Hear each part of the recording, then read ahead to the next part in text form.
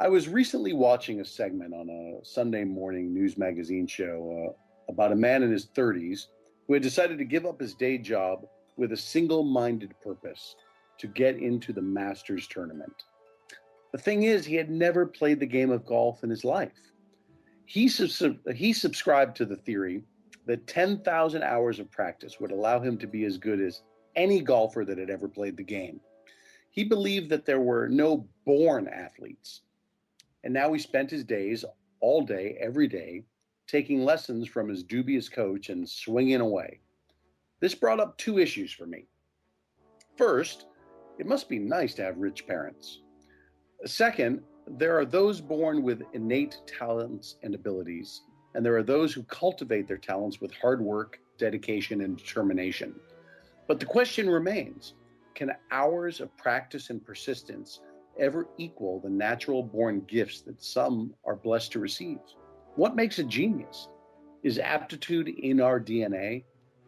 And how do those of us that toil and suffer to perfect our craft contend with those whose abilities are seemingly effortless and preordained?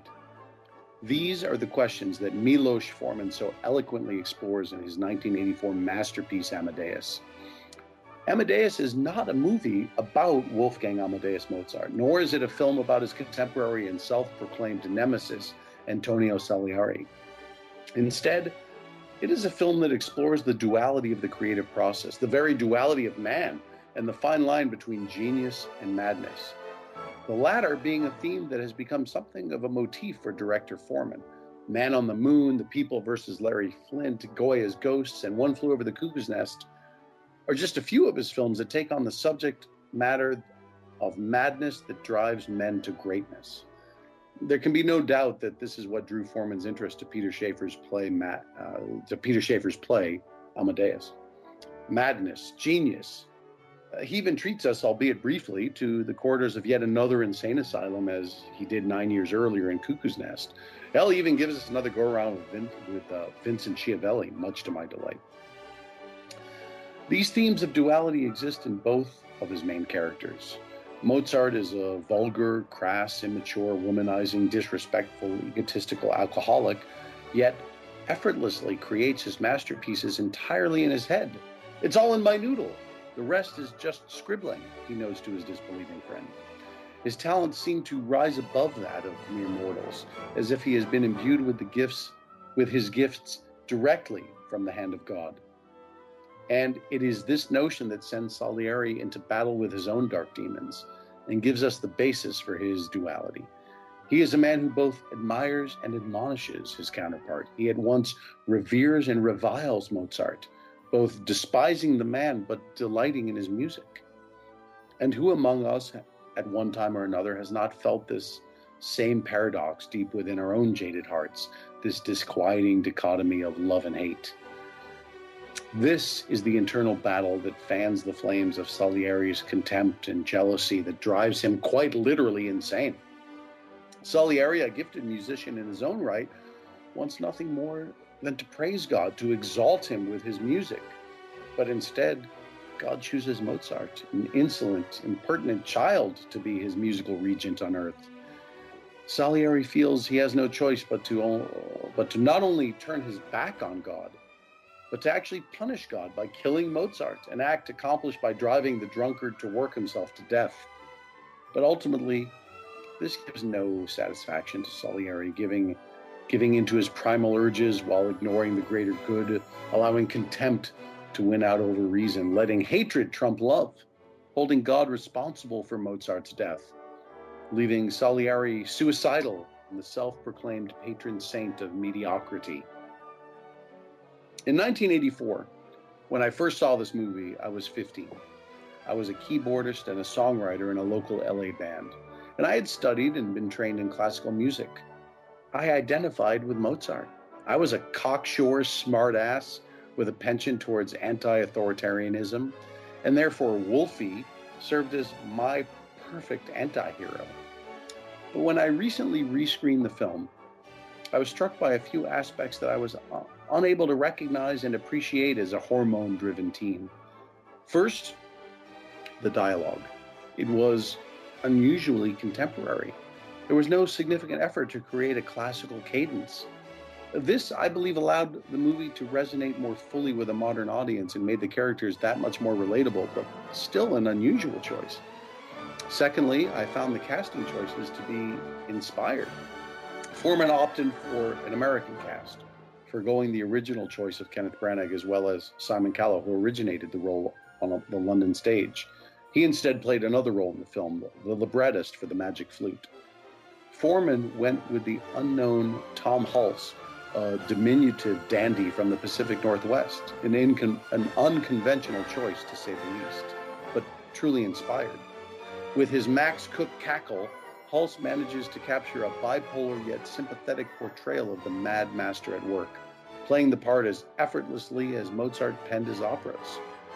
F. Murray Abraham, also a relative unknown, plays Salieri's prideful jealousy as eloquently as Hulse's Mozart.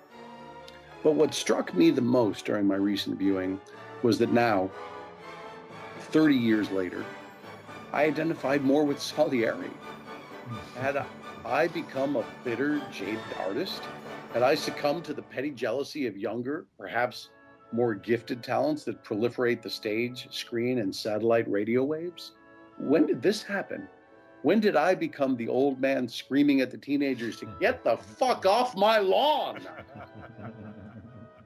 I guess I just know what it feels like to work passionately at something in which I feel like I'm meant to do, spending hours, days, weeks, months, yes, even years, banging out draft after draft of project after project that has, in my mind, all of the potential in the world, only to be told by some 22-year-old network executive that it's not relevant or the timing is just wrong. Okay, CBS, I'm glad Two Broke Girls is relevant. And I also know what it feels like to get close, so close, only to have it pulled away. In fact, Milos Forman himself almost directed my first script. You guys probably didn't even know when you asked me to participate in this costume drama episode, but my writing partner and I have written 3 costume drama period pieces over the past several years, and currently we're working on our 4th. The first, based on a piece of classical Russian literature, was read by many well-respected actors and directors. And somewhere buried in my email inbox is a sincere and humbling letter of intent by Mr. Foreman himself. He had actually agreed, in theory, to direct our adaptation for the screen. This letter, in turn, helped our producer raise enough money to begin production, only then to be turned down when Milos found out that the money came from Russian backers. Something to do with Prague Spring, Russia invading Czechoslovakia. His something to do with the Prague Spring, Russia invading his Czechoslovakian homeland in 1968, forcing him to flee. Whatever, Milos, get over it. My point is, like Salieri, I often feel silenced by a younger generation who have not yet paid their dues, but have succeeded in ways that I've yet to achieve. And damn it, if some of them aren't talented and gifted artists who seem to have innate abilities that perhaps, I'll admit, may surpass the skills that I've been blessed with. So where does this leave me? It leaves me in awe and a little bit jealous of directors like Milos Forman and writers like Peter Shaffer and actors like Tom Hulce and F. Murray Abraham and works of art like Amadeus.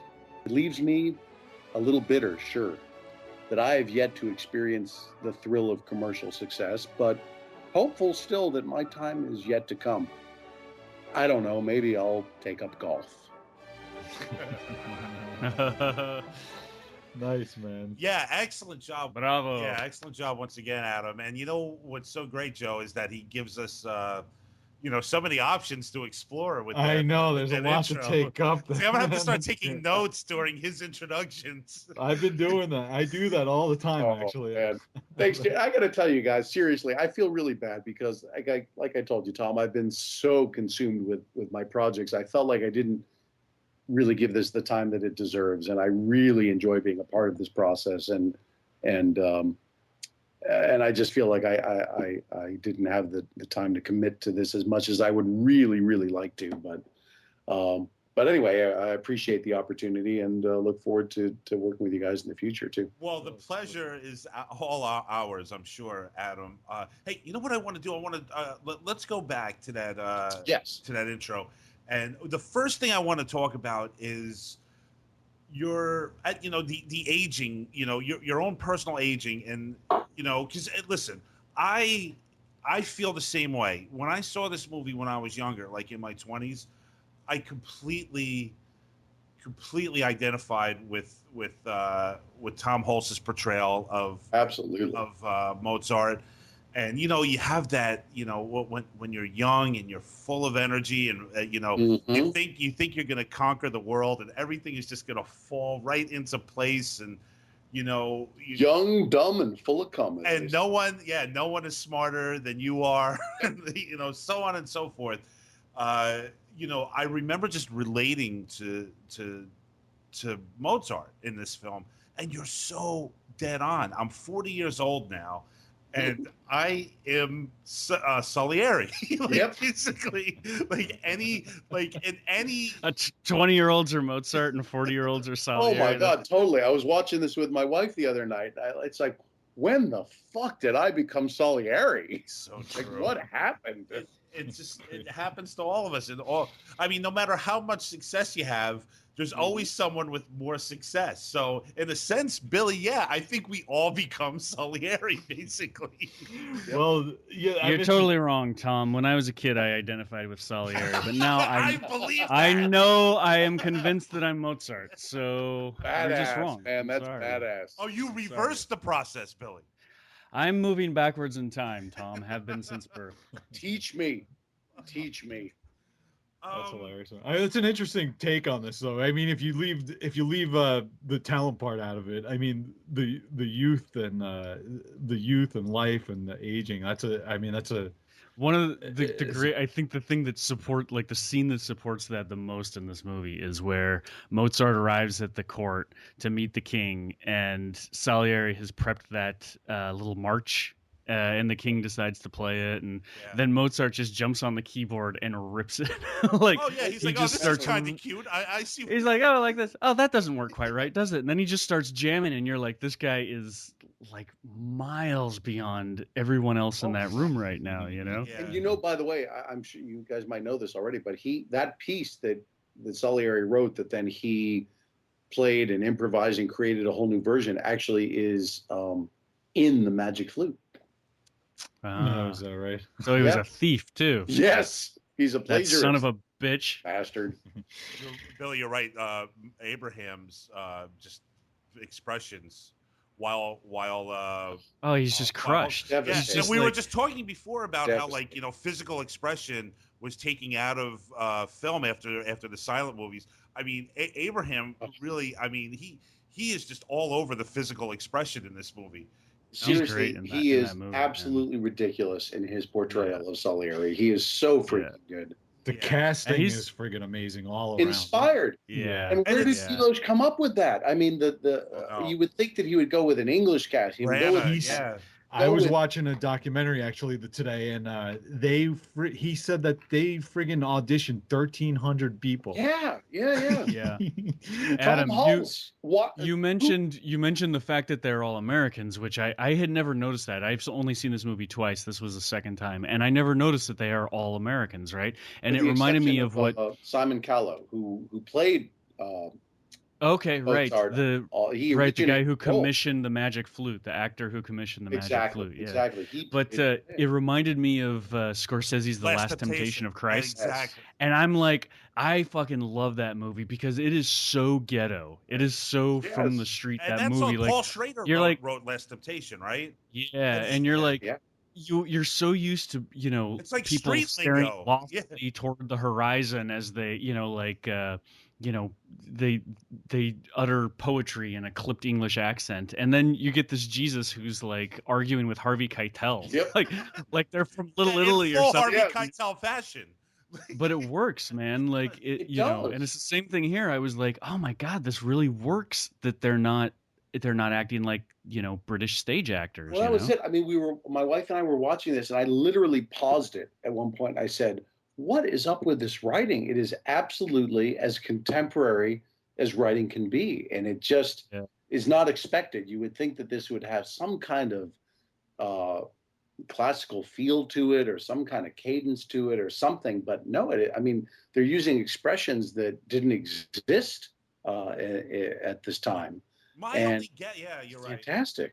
Yeah, my only guess is that, to have like two British actors playing Mozart and Salieri oppositely, it wouldn't like. That's moronic anyway. Well, listen, the uptightness of the Salieri character could probably come off if a British actor was doing it, but I don't think a British actor could do what Tom Hulce did as an American.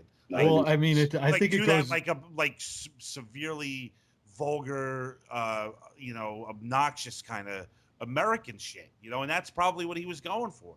Yeah, he comes off like an obnoxious American, exactly. Not to mention that Salieri was Italian and Mozart was Austrian, right. And they wouldn't speak like Brits anyway. Oh, the Italians! Oh, the Italians! Well, I mean, it just goes to show you that the intention with this film, Foreman's vision of this film, had nothing to do really with what actually happened. First of all, I mean, the inaccuracies are absolutely terrible. Yeah, nothing to do with it has nothing to do with reality. And so what he's doing, what he is doing, is presenting his own vision of this, and his own vision was very clearly, especially, it just dawned on me hearing everybody talking about it. It's just very clearly trying to reach a young American audience. I mean, he's serving his clientele. He put Mozart back into how many. After that, all of a sudden, these prints of Mozart with sunglasses start showing up, and Falco's "Rock Me, Amadeus." I was gonna bring that up cautiously because I don't know chronologically if that comes before or after this movie. But it was after. But just point in cases are the wigs that he wears. They're like punk wigs. They're like pink and like the pink one. Yeah. Well, I got to tell you guys, I was 15 when this movie came out. I was in an LA band. We played at the time all of the major LA nightclubs. I dyed my hair pink. Swear to God, dude. It was the 80s. It was 85. It was 84. I dyed my hair pink. We would like a picture of that to post to the website. If you have See if I can find one for you guys. Well, what I want to do is the artwork for this. Everybody, it should be our faces with those wigs. Yes, that would be hilarious. I actually had hair back then. But Billy Prince, right? I mean, he went after this look. Right around. It's so true. Yeah, I mean, the thing for me is the costume dramas and all that shit. I understand that there's 99% of them they have the dust of the museum on them, right? They're like in a glass case in an air controlled environment and they're just lifeless. They're just dead, right? But a movie like Amadeus, I mean, I watched that today and I'm going to watch it 10 years from now and it's still going to be cool, right? It's not because to me, costume drama is the same as a Western or a film noir or anything. It doesn't matter about the cowboy hats and the horses and the boots and the lassos and all that shit.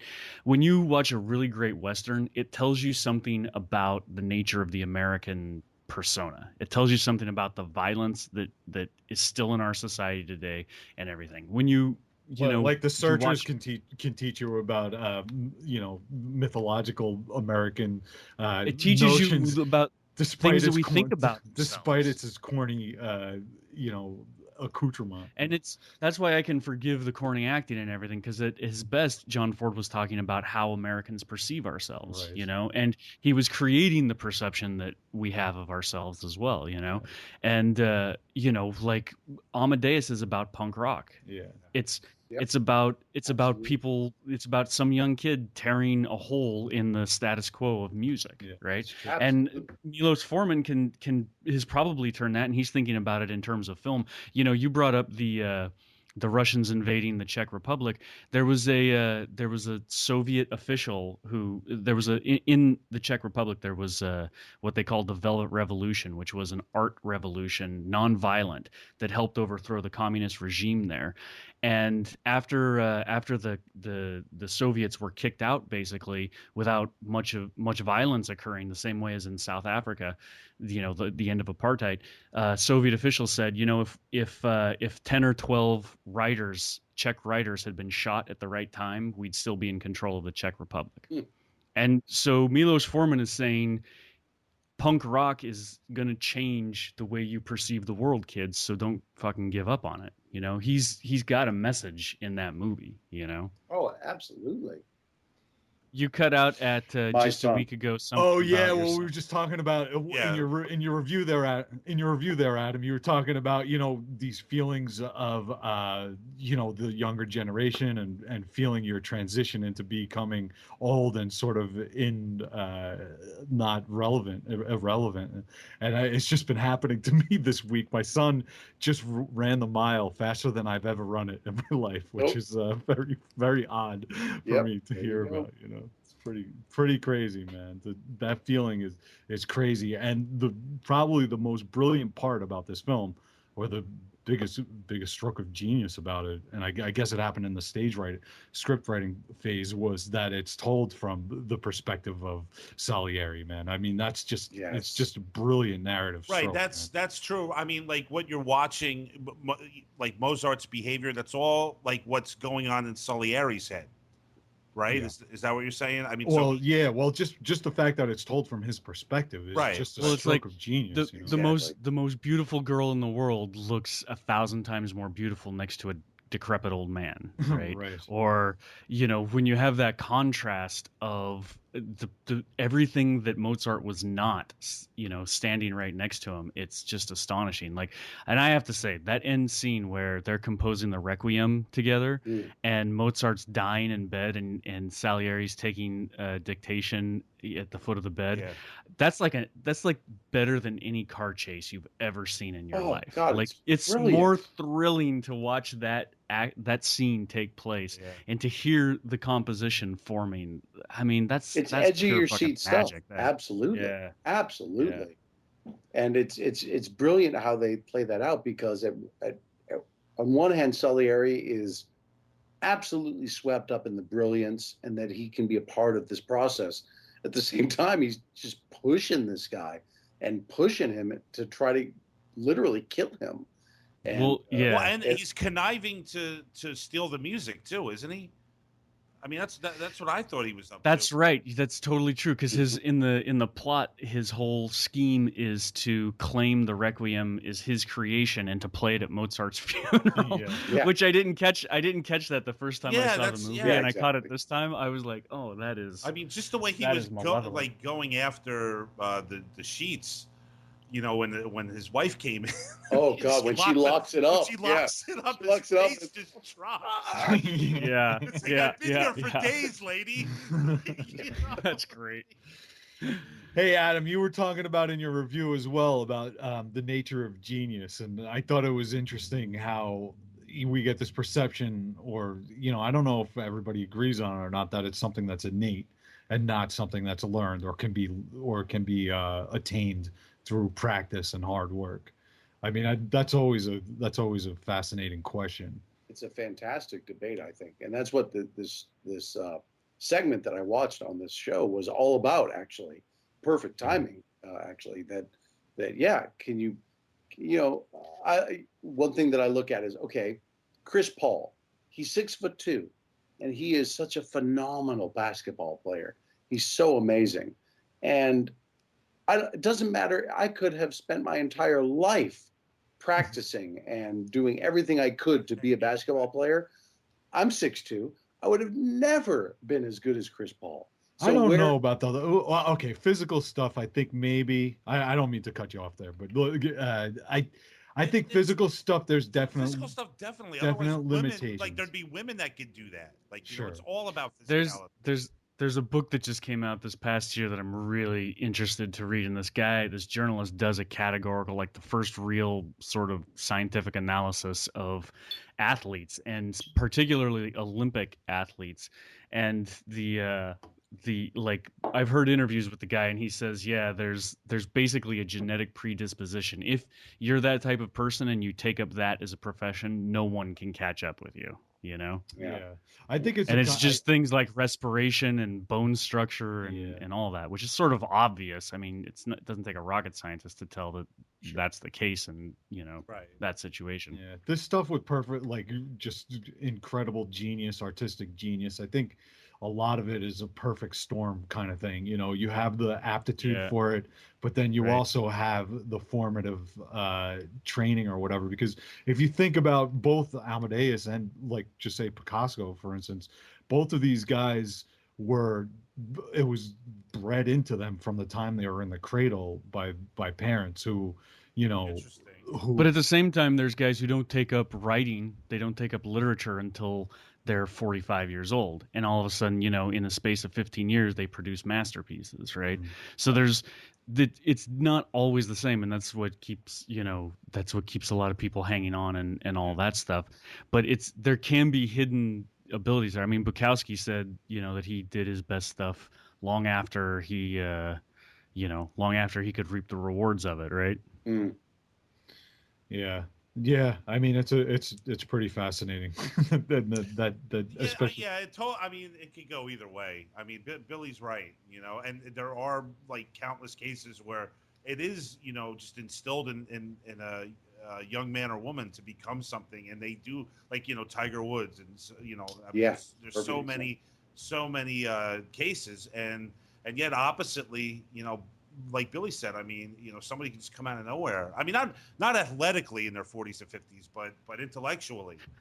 I think intellectually, like, there's a tradition that pretty much holds true that scientists and composers in particular, for some reason, they produce better work later in life than they do when they're young. Right. So, like, if you analyze, like, Beethoven's work, he was getting better and better as he got older, right? And then there's a sort of a fall off as you just sort of, start to fall apart or whatever. But in his later years, his string quartets are better than any of his early quartets or sonatas or piano concertos or anything. So, yeah. But it's like, I feel like I'm a better writer now than I've ever been, but it's also because I've spent in the past 7 years more time writing.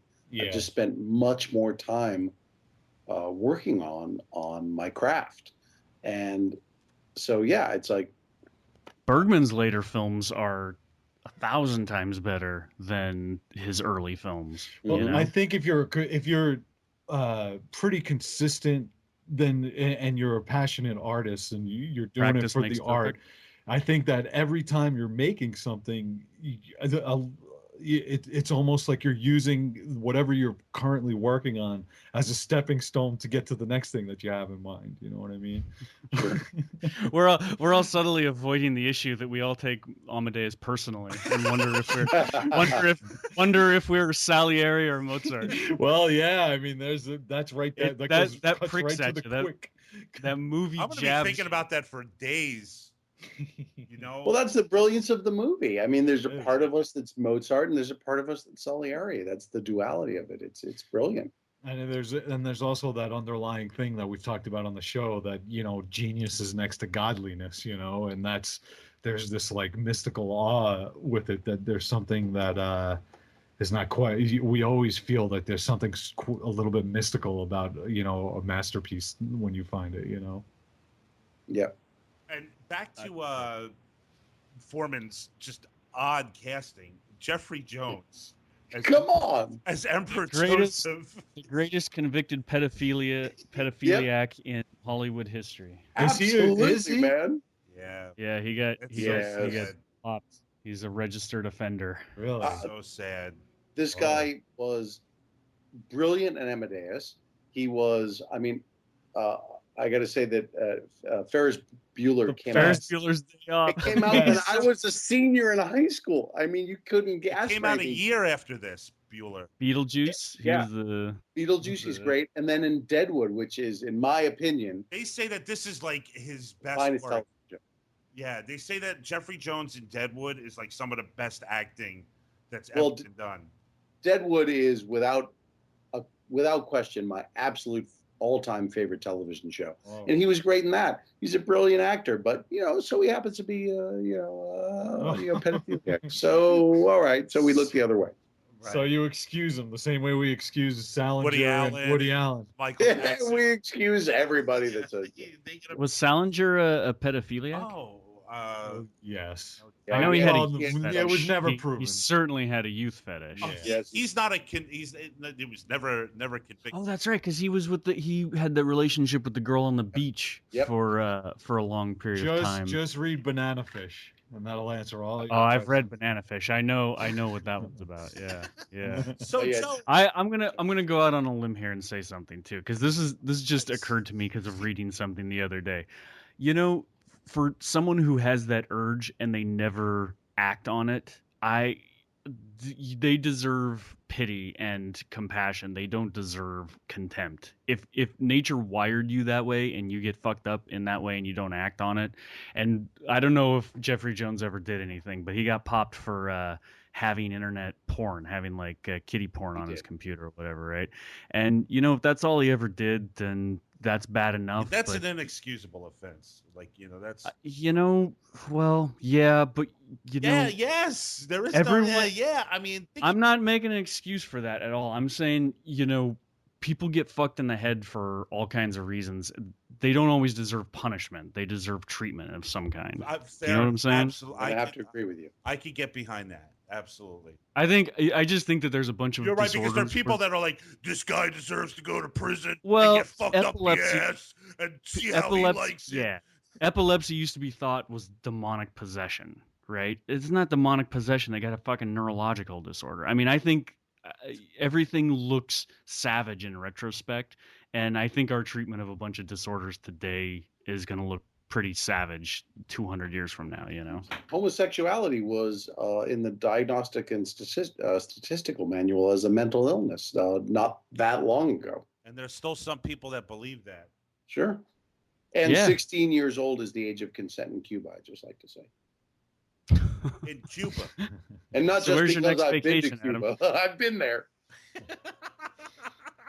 I'm just saying. All right, moving away from Yeah. She said she was 19. guys. On to necrophilia. Yes, something. We've already been to necrophilia. We have been there, Billy. We Hey, are as long just- as she consents. We haven't Chocolate. explored it not in depth. necrophilia. So Because Tom, I believe you're in love with a dead woman. I am in love, not as much as I'm in love with Kate Winslet. So Joe, Oh when my God, Winslet. Can we Oh. talk about her for a Oh, second? she's Jesus just- Christ. I am just enthralled by this woman for some reason. She's a lovely lady. You've seen Little Children then, yes? It's so funny that you mentioned Little I've seen it, Children yeah. because I was Billy was just talking about Little Children not too long ago. after By watching. the way, I'm Listen, on my I got sixth- I got something because Jackie Earle Haley is in Yes, he is. Little Children. He was He's actually better. nominated for an Oscar, and after Mhm. watching all these these costume dramas the past week, I went and watched something extremely light last night. I mean, really light. I watched Doll Man, starring Tim Thomerson and Jackie Earle Tim Haley. Tim Thomerson and Jackie Earle Haley plays the villain in the film Doll Man, as well as Little Children, obviously. And I was just thinking about Little Children last night, Adam. That's so funny. And I was discussing with my roommate how incredibly great the scene is with Jackie Earle Haley and Little Children when he goes to the pool. Oh, And he's God. like so much water. And they kick him out of the pool. And his response is, I was just trying to cool off. Yep, that's all he's doing. Yeah, that's all he's exactly. But it's funny that I've just seen the poster to Doll Man, and it looks like a major source of inspiration for Manboard. yeah, it's Ah, definitely yes, absolutely. Because I don't know what it was, but a week ago I watched Trancers with Tim Thomerson, and then I wound up watching Doll Man. I got to get away from that. Charles Band is responsible. That's his name. He's responsible for all that stuff. Mm. Dave would be praising me right now for all of this. Dave Bates would be. But let's move away from it. Joe, And what I we'd- do... We'd what I start throwing DVDs at each other. Joe, what I do want to ask you real quick is obviously, despite your disdain for the costume drama you seem to have I enjoyed know, both man. Olamantes Listen, and Amadeus. I do, of course, and it's just like what Billy's saying. The story's good and the filmmaking's good. It transcends the sort of, Like, the I hate the details and stuff. Western. I hate the Western, but yet there's like watchable Westerns once in a while. You've seen If you Unforgiven. if you have to Tombstone. watch if you have to watch a showdown in the middle of the street in every single Western you ever watch, you're gonna get pretty sick of it. If you watch a woman in a Jane Eyre type or a Jane Austen type situation reading a letter from her would-be lover in a field somewhere, every single movie you're gonna get sick of it. Yeah. Well, yeah, you and know- then there's certain trappings of genre that just don't appeal to some people for one reason or another. So you might not like spurs and six shooters, Tom, but and I don't like parasols and white Right. powder and wigs. But Billy, you said something earlier about costume dramas being very sort of feminine, and it's interesting because I've written now 3 period pieces, costume dramas, but it's true. I was raised primarily by my mother. I feel like I definitely have a feminine. I'm in touch with my feminine side, shall we say?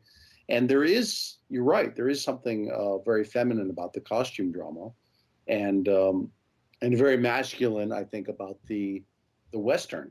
And Tom, you've seen Unforgiven, yes? I have. I'm not a big fan of Unforgiven, but I am a big fan of Pale Rider, which was done about 5 years before Unforgiven. I've tried to watch Unforgiven 2 or 3 times, and I don't know what it is. There's just nothing there for me. And Really? I'm here to tell you that the Western is as fetishistic for the male as the costume drama is for the female. I got to agree with you 100%, and I am a fan of both. I don't know what that means. I'm on my 6th brandy. You're obviously, damn it, you're obviously very confused. I got to know why I wasn't on the drunk show where you reviewed a fucking Johnny Knoxville film.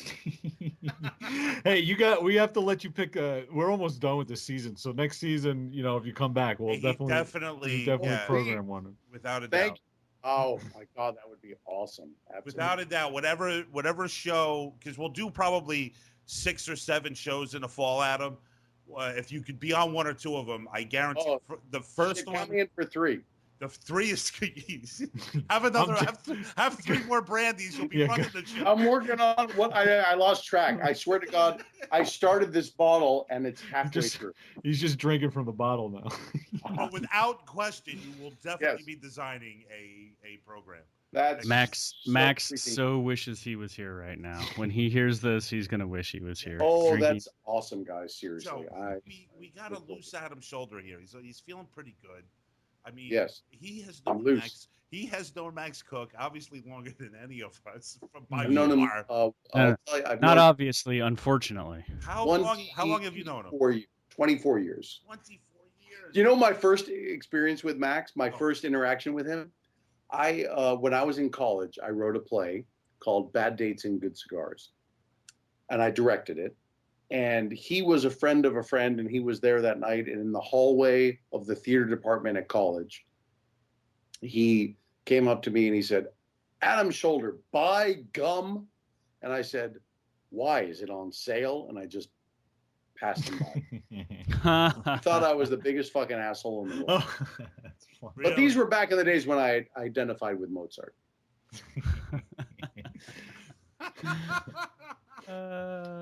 Do you have trouble calling him Max since you knew him I do. And I got to tell you something. He called me out on it. We did a mimosa, and he called me out because there was some party that we had been to a few days before this mimosa, and I introduced him as my friend Jeff Cook. And he was so pissed, and he called me out on the show. He said, "He's Max. Jeff is dead. It's Max." And ever since then, I've tried to respect it, and I have called him nothing but Max ever since. But it was a tough transition because I've known him for years as Jeff. Of course. And all these wonderful experiences that I've had with him, and so many, so much traveling that we've done together, and so many experiences as Jeff. He's Jeff to me, but I have, ever since he called me out on it, I'm trying to respect his wishes. And I have referred to him as nothing but Max ever since. So you don't even go the Jeff route anymore, huh? I mean, that is just done. It's so weird. I'm done with it. Although, if you ask him what his driver's license says, I guarantee you he hasn't gone that next step and actually legitimately changed his name. Well, one time I was on the phone with him, and he was on his cell phone in his condo, and his house phone rang, and he goes, "Excuse me, I have to get this."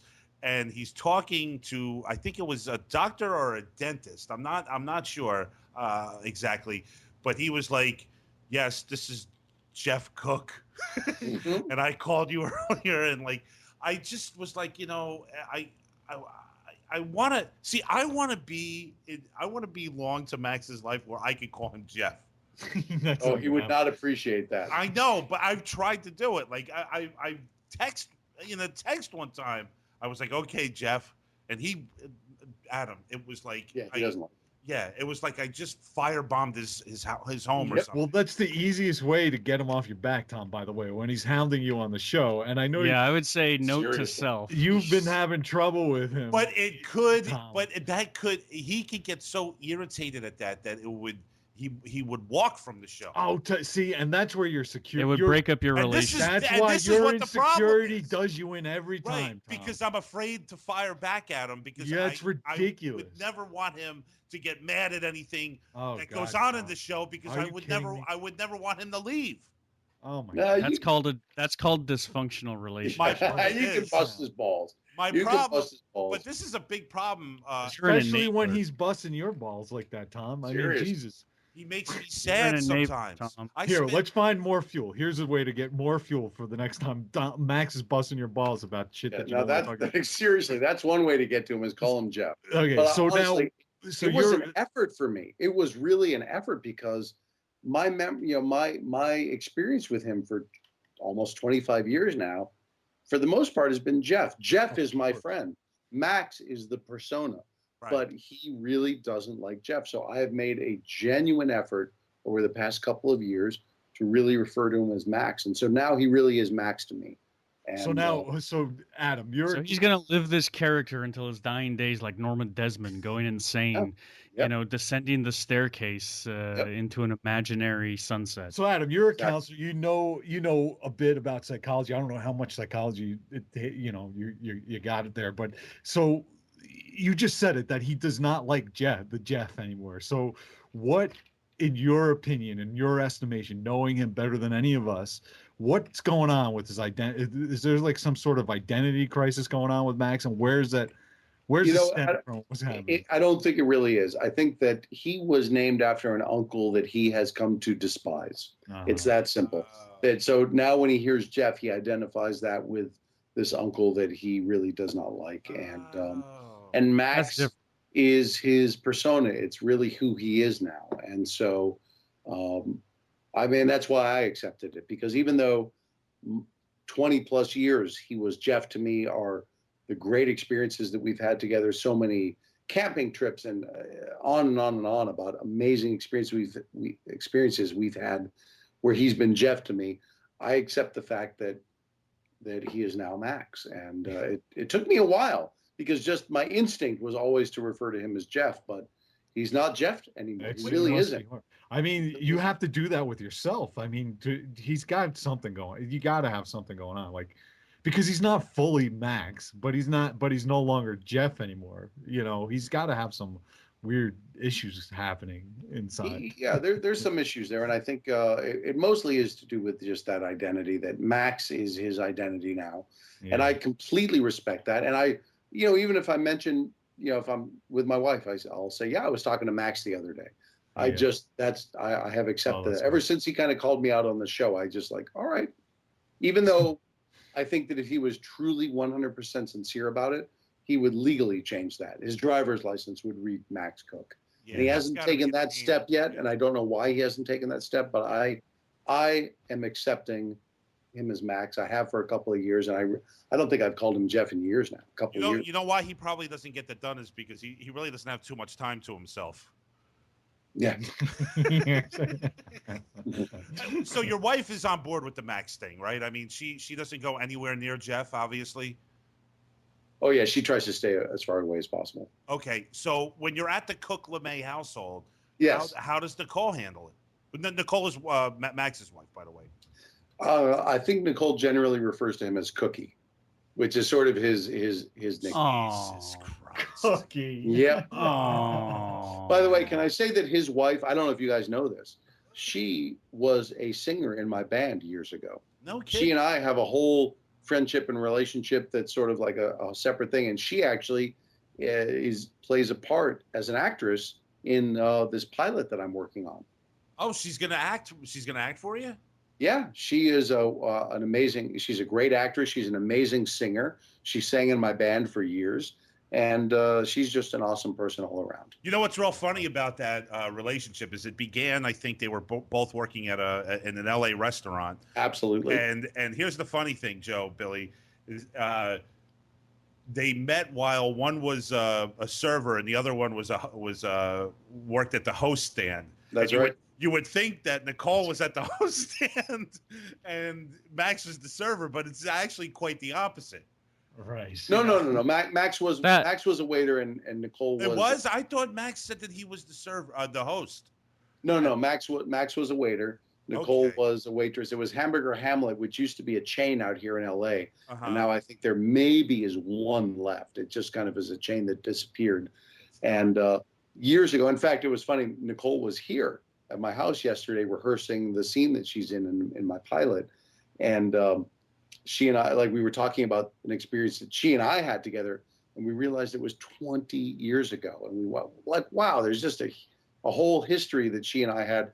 I'm going to see Billy Joel in May, and 15 years ago, I took Nicole out on a friend date to go see Billy Joel out here, and so she and I have a whole connection and friendship and relationship that's like a whole separate thing. And she's a great person. I love her. Awesome. That's awesome. Do you think any of this is going to come back and bite us in the ass when Max hears this? No, he's loving every minute of he's it. in pig's heaven right now. Of course he is. Absolutely talking about him. No, it's all good. And Nicole Is he Nicole tickled gets pink? him. Is the thing is that he's a guy that you have to get, and you have to kind of get where he's coming from, and she completely gets him, appreciates his humor, understands where he's coming from, and they have a great relationship. It's amazing and good for them. I mean that Absolutely. That's totally amazing. Real quick, Adam, before we start saying goodbye, you got the pilot thing going on. Is there anything? Yes. Can you tell us anything about this little pilot thing? What little pilot thing? I shouldn't say that about the pilot. this Not to diminish it. At all. It's like now I'm being Mozart and you're Beautiful. Well, it's funny because my writing partner Ben Bates, who is he's a great guy. And he and I, we have 4 costume drama period pieces that we've been writing over the years that we have our literary agents and they're working on it. But it's become frustrating for me as a writer to write something, and have it complete, hand it off to the agents. And then it's just like, all right, well, it's in your hands now. And we take a meeting here, meeting there. This happens, that happens, but nothing has ever come full circle with it. And it got to that point where it's like, at the very least, I want to see something through so we have product. And my wife is amazing. She is a 2-time Emmy award-winning sound editor. She's been nominated 4 times. She's won 2 Emmys. She is brilliant. That's awesome. And she and I got an idea for a series. We wrote a pilot, and we decided, you know what? Let's just do this. Let's just make this happen. So my other writing partner, Ben, he is an executive producer as well. So my wife and Ben and I are all executive producing. Ben and I are in it. I play a very, very small part. Ben is one of the main parts. And I have so many brilliant, amazing, talented friends, Max being one of them, that are all working actors. And my wife and I decided, why don't we write something that's funny, that's topical, that's relatable, that we can write characters for all of our friends that are amazing actors and write to their strengths, write characters for people specifically and their idiosyncrasies and their talents and write something that's in their wheelhouse. So we did. And we have a great friend who is actually the wife of the lead actor in our show. She is the second AD on the show, The Mentalist. She is an amazing producer. She's on board as a producer. She's brought a ton of talented people on board as crew. We've got a ton of talented people on as actors. And we decided, let's just see this all the way through. Let's just make this happen. So we have, for the past couple months, been in pre-production. We start filming a week from Saturday. And it's an hour-long comedy, but it's a comedy. I compare it loosely to the idea of like a show like Weeds, in that it is not a sitcom. It's a comedy, but the characters are very layered. They are very real people. So even though it's a comedy, these are real people. There are dramatic moments, right. And we've got an amazing, unbelievable cast. We've got a phenomenal crew, and we've got Academy Award winners that are a part of the crew. We've got actors that have been on television and commercials, on television shows, and we're making it happen. And it's That's just awesome, something man. that So you're throwing it all into the pot, man, and you're going Yeah. for it this time. That's dude. Absolutely. Isn't that liberating, man? That after so much time begging and groveling and query letters and hoping and relying on some pricks who's fucking less talented than you, their judgment on it, to just go out and do it yourself and fuck it. That's it. That's it. Great, it's like, man. we decided, still we'll try to get it sold. We'll try to do what we can. We'll have the agents do what they can with it. But the bottom line is, I need to see something all the way through, from conception to product, to get it out there. At the very least, it'll be a web series, if nothing else. And just to kind of, take control and just this family over the past literally 25 years of people that are just the greatest friends and the most talented people I know, get everybody involved. And I'm really proud of it. Although I will have to say that I have probably, my beard is 3 times grayer than it was 2 weeks ago. I don't sleep anymore. I have never been as stressed. Of the United States. Max just said that to me today. We were texting back and forth, and that's exactly what he said. It is the most stressful time of my life, but at the same time, it's exhilarating. It's exciting. I'm so excited to Awesome, man. Yeah, you can tell. Keep us posted whenever anything's available. We'll post it on the site and on wherever. Appreciate it, guys, and absolutely, awesome. I will let you guys know. But probably by the end of the summer, early fall, we will have a final product. We'll have our website up. We'll have it going, and so we'll keep you posted. Hit or miss, man. You're going to get this done. Max and yourself, you have, your YouTube channel. I mean, you got like 15,000 subscribers to that thing. I got to tell you, that's all Max. My but, name is associated with it. I don't even know why. But they're there. But those subscribers are there. So whatever content you put out there, it's gonna reach these people.